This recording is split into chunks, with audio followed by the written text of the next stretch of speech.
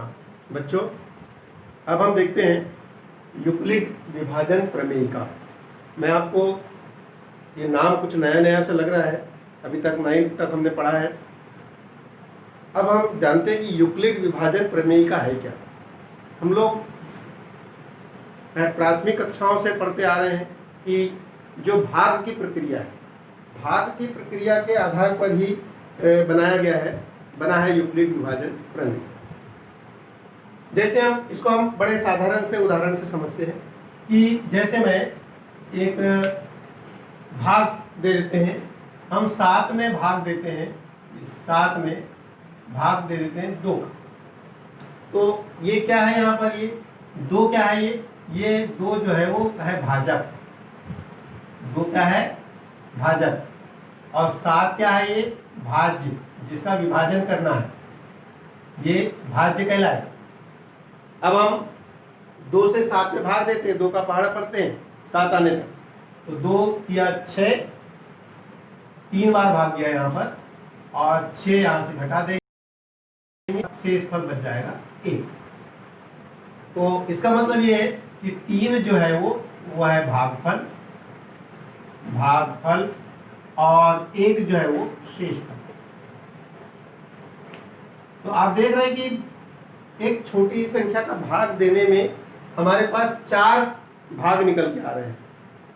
एक है भाजक, भाज्य, भागफल और शेषफल। इसको हम फिर से यदि वापस ले जा ले तो देख रहे हैं कि 2 का यदि हम गुणा कर ले 3 में, तो 2 किया 6 और 1 उसमें जोड़ दे तो 7, फिर से हमको 7 प्राप्त हो जाता है। तो इसको हम ऐसा लिख सकते हैं कि 7 बराबर भाजक गुणित भागफल, यानी कि 2 गुणित 3, 2 गुणित 3 6 हो गया। इसमें 1 और जोड़ देते हैं जो शेषफल है, तो 1। तो देखिए 2 किया 6 और 1 7, 7 फिर से, यानी कि दोनों पक्ष बराबर है। अब इसको हम जमा लेते हैं इनके भागों को, तो ये कहलाता है भाज्य। भाज्य बराबर भाजक गुणित भागफल,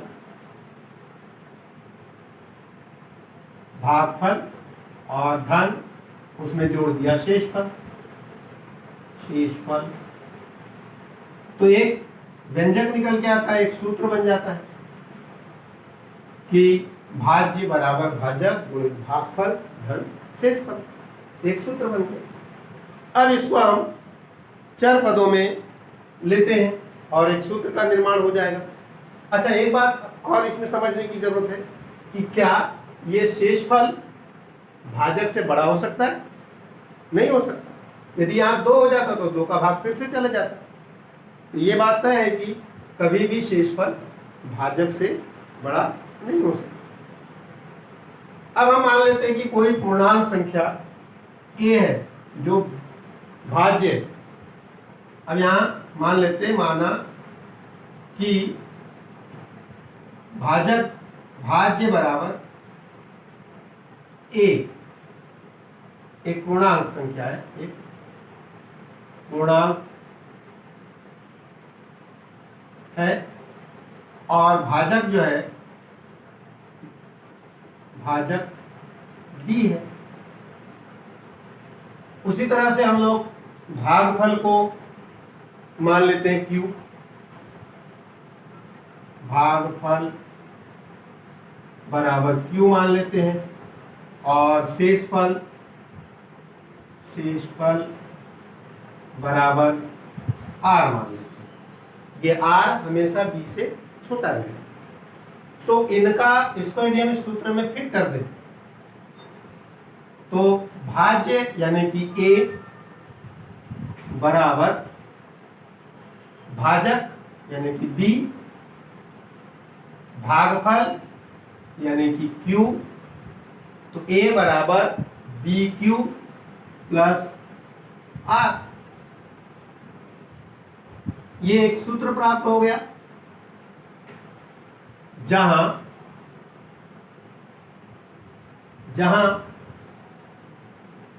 r का मान शून्य से बड़ा है।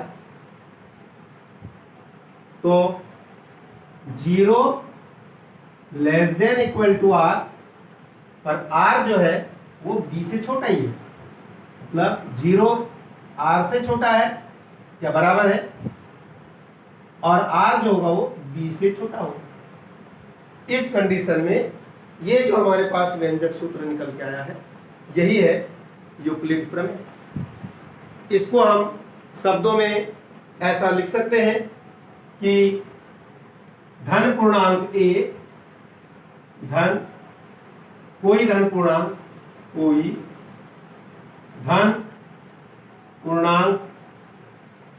a, कोई धन पूर्णांक a का मान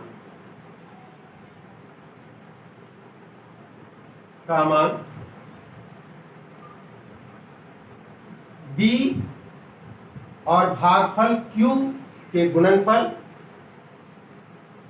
यानी कि का मान भाजक b तथा भागफल q के गुणनफल तथा शेषफल r के योग के बराबर होता है। बड़े सरल और आसान तरीके से हम इसको समझ सकते हैं कि कोई धन पूर्णांक a, यानी कि भाजक b तथा भागफल q के गुणनफल तथा शेषफल के गुणनफल तथा शेषफल r के योग के बराबर होता है। बच्चों, यही है यूक्लिड विभाजन प्रमेय का। इसका उपयोग हम HCF और LCM ज्ञात करने में भी करेंगे, जिसको हम आगे की वीडियो में समझते हैं।